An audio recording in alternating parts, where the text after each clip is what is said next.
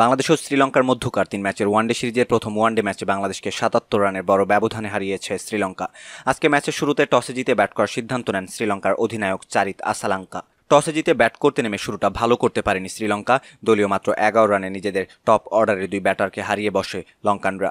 এরপর দলীয় ২৯ রানে কামিন্দু মেন্ডিস ফিরে যান রানের খাতা খোলার আগেই। তবে অধিনায়ক চারিত আসালাঙ্কার সেঞ্চুরিতে ভর করে শেষ পর্যন্ত ২৪৪ রানের বড় সংগ্রহ দাঁড় করায় লঙ্কানরা। জবাব দিতে নেমে শুরুটা দুর্দান্ত করে বাংলাদেশ। উদ্বোধনী জুটিতে ২৯ রান যোগ করে প্যাভিলিয়নের পথ ধরেন পারভেজ হোসেন ইমন ব্যক্তিগত ১৩ রান করে।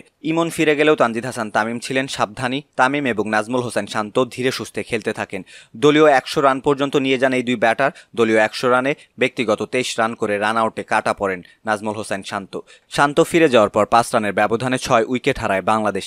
একে একে ফিরে যান লিটন কুমার দাস, তাওহিদ হৃদয়, মেহেদী হাসান মিরাজ, তানজিম হাসান সাকিবরা। ফলে ১০৫ রানে ৮ উইকেট হারিয়ে বসে বাংলাদেশ। সেখান থেকে একা দাঁড়িয়ে লড়াই করেন জাকের আলী, তুলে নেন ৫০। ৬৪ বল থেকে ৫১ রান করে তিনি আউট হলে বাংলাদেশ সব উইকেট হারায় ১৬৭ রানে। ফলে ৭৭ রানের বড় জয় নিয়ে খেলা শেষ করে শ্রীলঙ্কা। এর ফলে ৩ ম্যাচের ওয়ানডে সিরিজে ১-০ ব্যবধানে এগিয়ে গেল স্বাগতিকরা।